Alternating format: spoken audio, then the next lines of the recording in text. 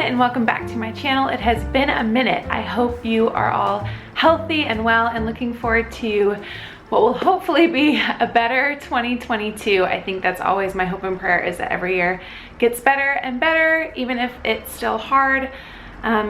So thank you so much for being here and sticking around. If you are new here, my name is Allie. I make motherhood, lifestyle, and travel videos here on my YouTube channel. I'm so glad that you're here. I hope you hit the like button and that subscribe button and join us here. Today's video is a little different. I'm hoping to do a lot more sit-down talk style videos with you all this year. And today I'm just going to be kind of talking about where we've been, where we're going, 2022 intentions and inspirations. And yeah, I'm also going to be doing a little mini review slash takeaways for the book that I read this year, which is At Home with Madame Chic by Jennifer L. Scott. I will leave Jennifer's YouTube channel and blog linked down below. It has been transformative, so I'm really excited to talk about that with you guys as well. I'm also going to be sharing the planner slash planners I'm going to be using this year, and yeah, so lots of content in this video. Hopefully my battery lasts. So let's just go ahead and get into it. So I discovered Jennifer's YouTube channel on and off throughout the years, but I have been soaking up her content in the last few months. Basically, last year was a whirlwind for us. We very much unexpectedly, once we realized we could, decided to seek out some home ownership here in Los Angeles, and we're crazy blessed with a wonderful living situation. We bought our first home, our first condo here in the city, and we are so close to our friends. It was a very short move for us, but obviously, yeah, still an intense one. I think anytime you move, even if it's just down the street, there's a lot of changes. We were very attached to our previous home, which you will have seen in tons of videos. It was the home we quarantined in. It was the home we had our baby girl in. It was the home of her first year of life. And so it was really hard for me to make the transition to a condo. This living situation is different than our duplex. We live in like a big complex, but we've been meeting our neighbors. We have friends that live in this complex as well. And it has been just such a sweet time. But that transition came with a lot of grief and change and emotional processing of what home means and what we want to provide for our family and the type of spaces that we want to have. And so there was a lot of processing going on with that at the end of last summer, and our sweet baby girl turned 1 and truly became a toddler. And with that has come just a whole new level of motherhood challenges and fatigue and burnout, and we've been doing some renovations to our home, and so it was just lots of newness, which is why I wasn't as present on that channel, was because I was really just trying to focus on the transition into our new home as well as just the transition to toddlerhood. So this book comes into play because I have gotten so much encouragement from reading this book. I got it for Christmas for my husband, and he got me At Home with Madame Chic. It's part of a trilogy, and I love this one because it talks about home, and home has been, as you know, the topic of the last 6 months for us. And so I just want to share with you all 5 main takeaways that I got from this book, but not just takeaways. I was like, I'm gonna call them 5 inspirations. So I encourage you to pick up Jennifer's books. You can get this pretty much anywhere, Amazon and your local bookstore though, support local. And yeah, so I'm just gonna go ahead and share some of the inspirations, and I think that'll also kind of clue you into where we've been at and our inspirations and intentions for the new year. The first one, and I did so many tabs, I love it. So on page 53, she talks a lot about, you know, life not being a race and just being appreciative. So I loved this quote. She says, "This is not a race and you are not behind. Just tackle everything with joie de vivre. Don't think of this process as a chore, but as a wonderful expression of how much you appreciate everything you have." And that has been a perspective that has helped me so much with moving, with renovations. We know nothing about renovations and remodels. You know, we're first-time parents to a toddler, and I think this has helped me so much, this idea of I'm not behind, I'm not failing. Just tackle everything, you know, with as much grace and poise as you can, and you know, think of the process not as a chore. I think that's been huge for me. I think it's so easy to get bogged down in the day-to-day and feel the heaviness and the weightiness of life, but viewing it as, you know, a way to appreciate all that we have, right? It's easy to look at a home and think of all the things that's missing, all the things you still wish you had, or all the things that you lost before, or the new things that you have. And I think for us, it's just been a time to really reflect and try to find that deep gratitude for where exactly we are right now, knowing that the Lord has us where He wants us right now, and there's so much to be thankful for. Instead of seeing what you lack, see what you have. So that was really huge. And she also talks about kind of affirmations in the morning, right? Like waking up and thinking, look at this beautiful home I have, look at the strong woman I am. So, oh, sorry, siren. The next takeaway that I have is on page 87, and like I said, I tapped and I want to read her quotes directly because they're so great. She talks about vibrancy and beauty, and I really loved the way that she articulated this, and it's this. Your children will have wonderful memories of a mom who was vibrant and beautiful, not frumpy and overwhelmed. Now, we want our children to know that we're human, that we have emotions, that we do have struggles, but for me growing up, I do feel like I have memories of a mom who was vibrant, or is vibrant and beautiful. My mom was always put together. She was always trying to create a beautiful home for us. My nana was always put together. My great aunts, huge inspirations in my life. And there's gonna be times where our children see us as anxious and overwhelmed, but I think, again, part of why I stepped back from YouTube for a bit at the end of last year was so I could be present with my daughter, and that I wasn't adding too many to-dos to where I was overwhelmed and anxious all the time around her. I really wanted to be calm and present.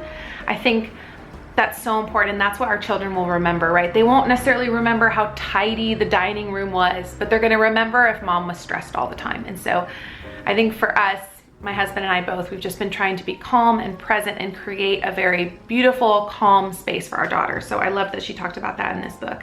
And with the calmness, she also talks about slowing down, which I think has been a theme for a lot of people in the pandemic.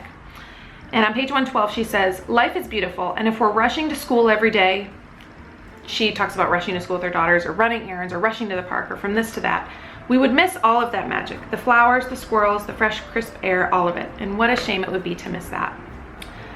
And I love that. I think it's such a good reminder, especially because I'm a stay-at-home mother, and so I spend a lot of my time doing the same things over and over again, and it's given me an appreciation to not always look at my phone when we're on walks or listen to something, to just stop, take in the squirrels, take in the air, and teach my daughter to do the same, you know, to take in the world around us and to slow down and to not fill our schedules so much.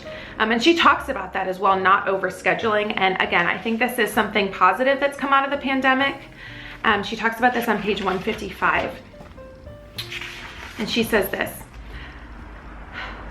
looking back at my childhood, I want carefree downtime for my daughters. We are overscheduling our kids, and while they might grow to have multiple skills, they are not acquiring the skill of appreciating stillness and valuing contemplation. They are not being afforded the space to dream and figure out who they want to be and what their interests are. What would happen if we let them take over their afternoons? So obviously, Linnea, my daughter, is 18 months old, and so she's not necessarily like going off on her own to play in her room quite yet, but I love this idea of not overscheduling too much. Of, you know, she talks about when she's a mom with toddlers, you know, she would do one big thing a day, right? Maybe it's the store, maybe it's a park, and we kind of adopt that same thing. We have the middle of the afternoon nap. In the morning, we go to a park or a friend's house, and maybe that's our big outing. In the afternoon, maybe we go to a slightly different park or a friend's house. We do like one or the other, or if we run an errand, it's just in the morning or in the afternoon, right? There's one big thing a day, and that's okay. And she talks about, you know, taking pleasure in everyday activities and embracing them as something that can bring joy. And that's something we've been definitely trying to do more at the end of last year and want to continue to do into this year, is not overscheduling, understanding that life is still full and still beautiful, even if our schedules aren't fully loaded, that a day can just hold laundry and going to the grocery store or going to the park, and that's still full and it's still beautiful and it's still meaningful. And this has been something new for me as a serial overscheduler, overachiever. I think I'm in recovery now. Being a stay-at-home mom has really forced me to slow down and re-examine a lot of those things. And so, yeah, we're looking forward to this year. Of course, you know, pin-dotted with really fun activities and outings and events, but really just trying to embrace the slowness of everyday life and appreciate the inactivity more, if you will. The fourth thing I want to talk about, she talks about cultivating inner peace a lot, which is good, and I think a challenge, and she does it too, like inner peace, not just in the slowness, but inner peace in the chaos as well. And she says this on page 161. The solution is to find inner peace with the situation. This might mean that I go a little slower when getting things done, or maybe all I need is a mental pep talk and I can shake the slump. She talks about, after a long day with the kids, I sometimes feel as though I could not possibly go on. I'm done, toast. I check the clock and it's only 3 p.m. And I've been feeling like that a lot the last 6 months with a toddler. I nap often during her naps. It's easy to beat ourselves up for not ticking every box of the day. Oh, I could have done this, I could have done that. But trying to give myself grace to know I can slow down. It's okay to not do everything or get everything done. go a little slower, give myself a mental pep talk. But also the empathy that came in this book, and of course I'm really blessed with lots of other mom friends too who can empathize, but you get in a slump and there are days where you feel like you can't go on, and that doesn't mean you don't love your children and you're not grateful for your children, but it's tiring, and being a stay-at-home mom takes a lot more emotional and mental energy than I ever expected, and I'm learning to give myself grace and know that I just have a lower capacity in this season of life, and that's okay. She also says this, and I don't have the page numbers for these, but I wrote them down in my tab of let go and embrace what the day has become, and don't beat yourself up essentially about like what the day isn't, which I think we can so focus on, oh, what my day wasn't, instead of like, hey, this is what my day is. We went to the library today and I did a load of laundry. That was it. But I loved it, and I'm learning to embrace it and not say, well, I could have gotten all these things done, or I could have made this date, or had this play date, or seen this friend, or called this person. But to like, just give yourself grace, I guess, is the biggest thing. She says, being in the flow and cultivating peace no matter what happens throughout our busy, bubbling, hectic, chaotic, messy, fabulous day. And I just loved that. I just loved that. And then a final quote that I really, really liked in the book that I hope encourages you all as well. On page 210, she says, sure, most nights are ordinary and you will stay at home, but how divine it can be to luxuriate in the ordinariness of a typical evening. So I would say that that's kind of like a theme for me for the new year.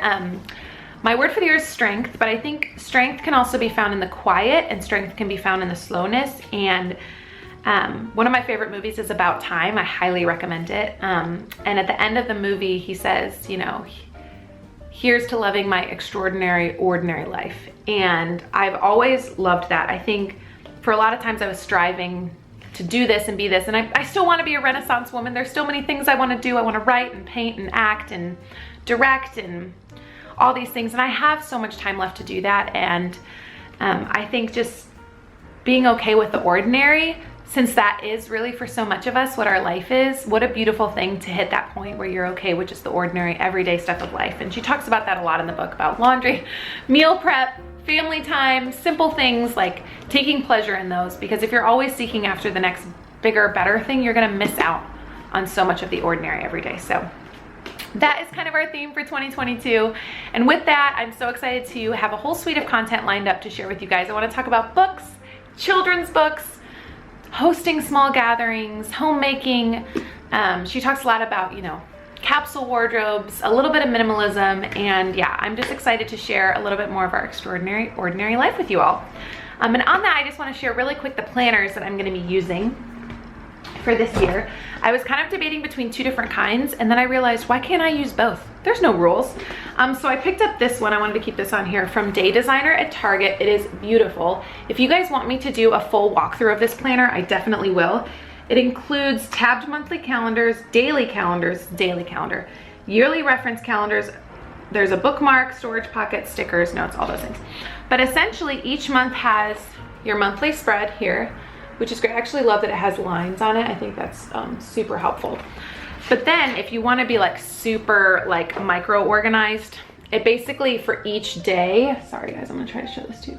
You have the rundown of your schedule and your to-dos. So it's a lot of details for a day. Again, I'm gonna film a separate walkthrough for this, but I really wanna be organized. Again, even if I'm not accomplishing a lot in a day, to know, hey, I'm gonna do, you know, my daughter's laundry in the morning and then maybe one other task in the evening, especially now that as we're getting older and having some more play dates, not trying to overschedule, but more play dates with friends, plugging those in here, having ideas and inspirations for my content. I also have a social media job on the side for a church network, so plugging in those posts on here. So I think that's gonna be super helpful.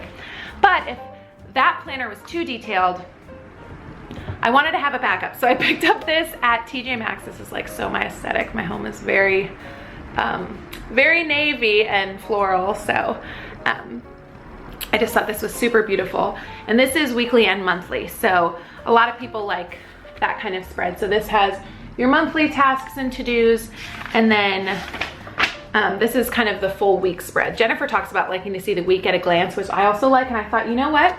This might be too much some days or some weeks, and maybe I want something simple. And because I'm a stay-at-home mom, it's pretty easy to just keep these around. I'm not like lugging them in a tote necessarily everywhere.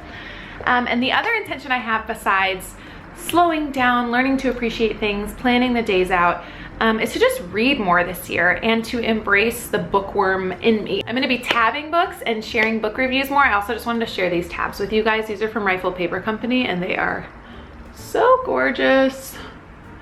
And you open it up and it's got all these little notes. I have, yeah, just little notes and little tabs, really fun.